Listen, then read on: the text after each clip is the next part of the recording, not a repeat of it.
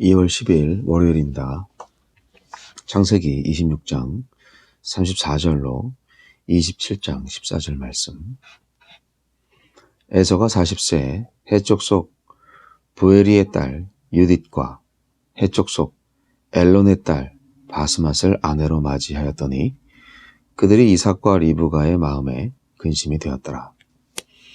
이삭이 나이가 많아 눈이 어두워 잘 보지 못하더니 맏아들 에서를 불러 이르되 내 아들아 하매 그가 이르되 내가 여기 있나이다 하니 이삭이 이르되 내가 이제 늙어 어느 날 죽을는지 알지 못하니 그런즉 네 기구 곧 화살통과 활을 가지고 들에 가서 나를 위하여 사냥하여 내가 즐기는 별미를 만들어 내게로 가져와서 먹게 하여 내가 죽기 전에 내 마음껏 내게 축복하게 하라. 이삭이 그의 아들 에서에게 말할 때 리브가가 들었더니 에서가 사냥하여 오려고 들로 나가매 리브가가 그의 아들 야곱에게 말하여 이르되 내 아버지가 내 형 에서에게 말씀하시는 것을 내가 들으니 이르시기를 나를 위하여 사냥하여 가져다가 별미를 만들어 내가 먹게 하여 죽기 전에 여호와 앞에서 내게 축복하게 하라 하셨으니 그런즉 내 아들아 내 말을 따라 내가 네게 명하는 대로 염소 떼에 가서 거기서 좋은 염소 새끼 2마리를 내게로 가져오면 내가 그것으로 내 아버지를 위하여 그가 즐기시는 별미를 만들리니 내가 그것을 내 아버지께 가져다 드려서 그가 죽기 전에 내게 축복하기 위하여 잡수시게 하라. 야곱이 그 어머니 리브가에게 이르되 내 형 에서는 털이 많은 사람이요 나는 매끈매끈한 사람인즉 아버지께서 나를 만지실진데 내가 아버지의 눈에 속이는 자로 보일지라 복은 고사하고 저주를 받을까 하나이다. 어머니가 그에게 이르되 내 아들아 너의 저주는 내게로 돌리리니 내 말만 따르고 가서 가져오라. 그가 가서 끌어다가 어머니에게로 가져왔더니 그의 어머니가 그의 아버지가 즐기는 별미를 만들었더라. 이삭의 아들 리브가의 아들 에서가 해쪽 속의 딸들을 아내로 두면서 부모의 근심이 됩니다. 한편 리브가는 장자 에서를 축복하려는 남편 이삭의 계획을 듣고 야곱을 부축해서 그 복을 가로채도록 작전을 짭니다. 고대 족장들에게 있어서 많은 아내를 맞아들이는 것은 아주 흔한 일이었습니다.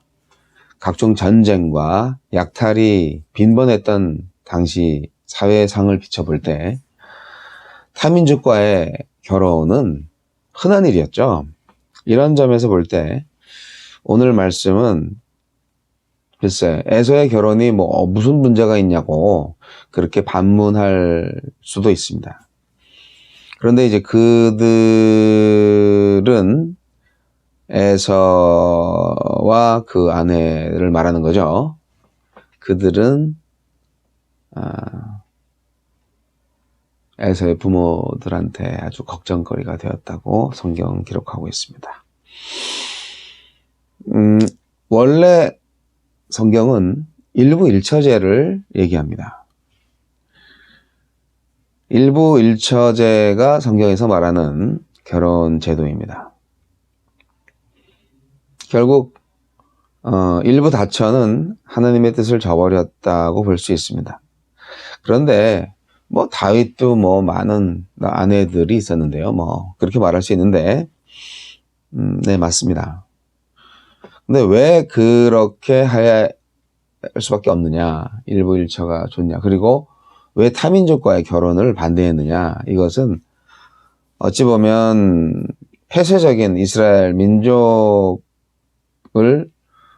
얘기하는 것이 아니냐라는 반문의 여지가 되지만 중요한 것은 신앙입니다. 어떤 하나님을 믿는 신앙의 순수성을 지켜가자 하는 것이죠. 이방 여인과의 결혼은 결국 이방인들이 섬기는 신을 집에 들여오는 그러한 결과를 낳게 됩니다.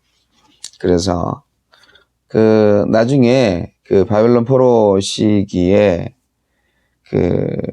바벨론 포로를 돌아오고 나서 느헤미야 지도자가 신앙의 순수성을 보존하자는 취지에서 이방인을 배우자로 삼은 사람들을 불러다 놓고 이렇게 말합니다.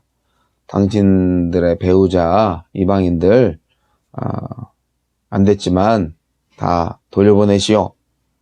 예, 그때 엄청난 종교 개혁을 할 때 그런 결단을 촉구했던 거가 있습니다. 그만큼 살을 섞고 한 몸이 되는 그런 부부관계에서 상당히 힘든 일이죠. 네. 근데 그런 면에서 느헤미야 같은 지도자는 참 너무 결단력이 센 사람이었죠. 강제 이혼을 시킨 거네요. 그러니까. 네, 그게 느헤미야 13장 25절에 나와 있습니다. 사도 바울은 어땠어요? 사도 바울 똑같아요. 뭐 느헤미야만 그런 게 아니고요. 불신자와의 결혼을 절대적으로 반대했습니다. 고린도전서 7장 15절, 고린도전서 6장 4절, 5절. 그런데 이제 이런 제한을 둔 정확한 이유가 있습니다. 그것은 아까도 말씀드렸듯이 순수한 신앙의 보존, 그것이 중요했기 때문입니다. 물론 선교적인 차원에서는 이방인들 만나야죠. 그들과 함께 동거동록할 수 있어요. 그러나 결혼을 한다는 것은 모든 것을 함께 한다는 거잖아요. 상당히 어려운 문제입니다. 그래서 저도 불신자와의 결혼은 안 된다. 믿게 하고 결혼해라. 사랑한다면 믿을 수도 있지 않냐. 뭐 그렇게 얘기를 하고, 불신자하고 결혼하면 나 조례 안 서준다. 그런 얘기를 제가 합니다. 사실 예수 그리스도의 족보를 살펴보면 다 히브리인들은 아닙니다. 이스라엘인들로만 되어 있지 않습니다. 이방 사람들도 많이 포함되어 있죠. 그러니까 육체적인 관계로 순수한 혈통의 족보였다고 볼 수 없습니다. 예수님의 족보도.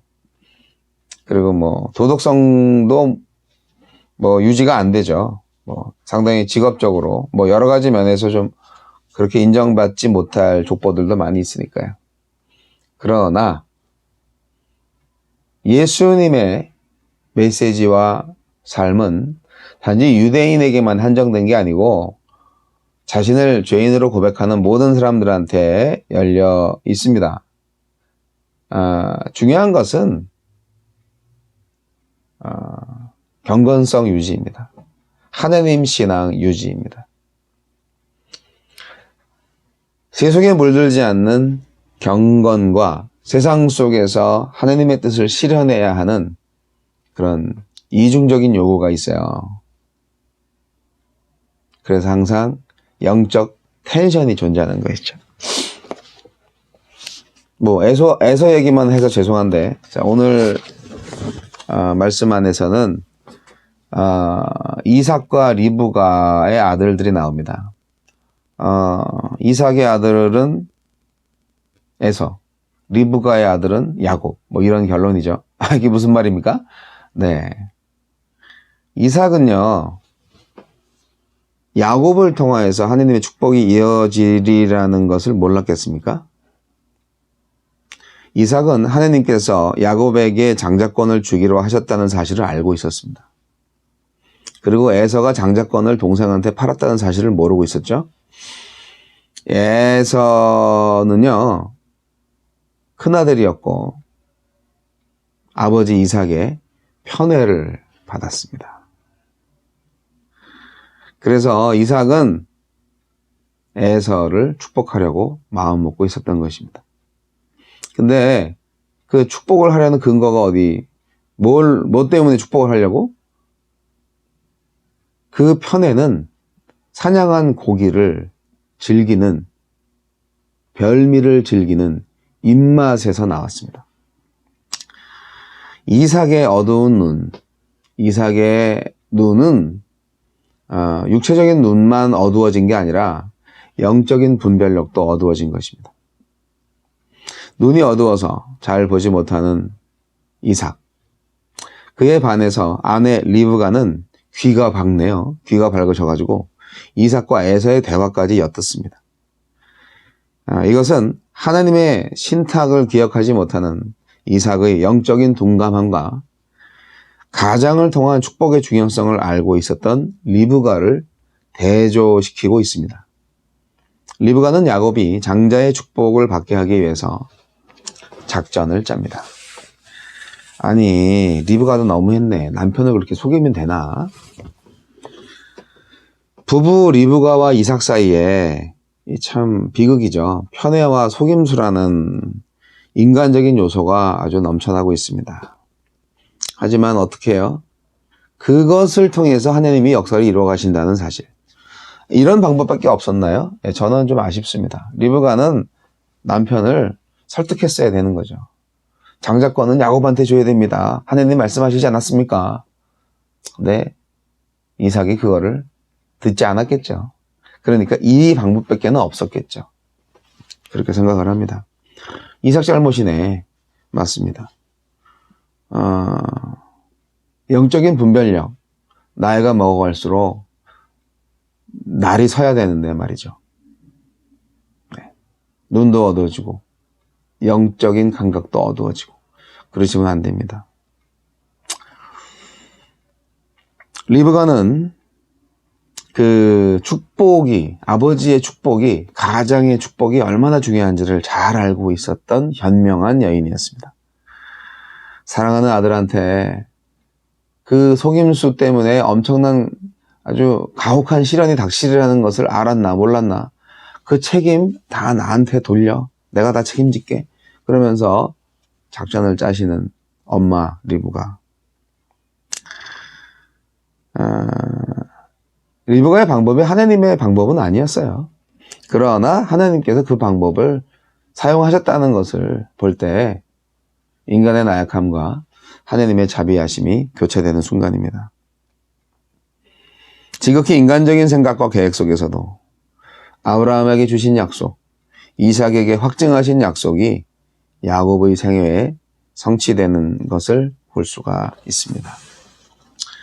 자신을 희생하고 남편을 속이면서까지 자기 아들 야곱을 향한 사랑, 그 사랑은 과연 어디서 나왔을까요? 단순히 어머니의 사랑이었을까요?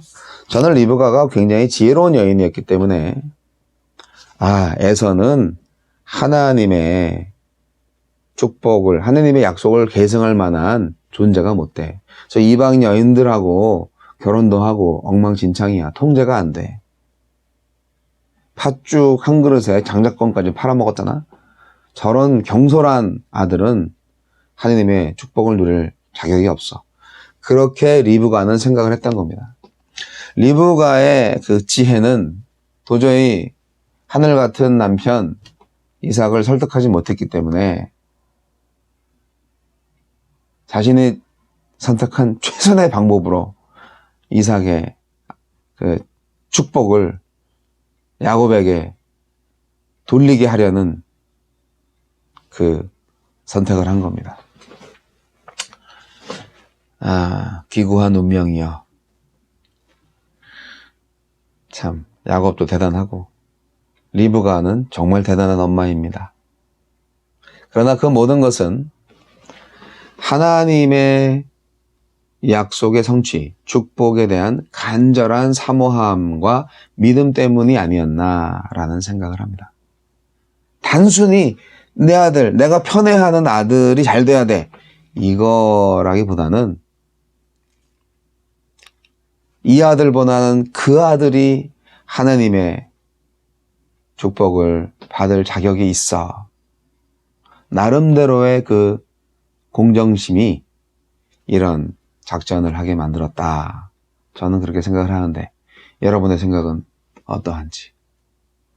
네, 오늘 하루도 하나님의 섭리에 감사하며 기쁨의 생활을 영위하시기를 하느님의 축복을 누리며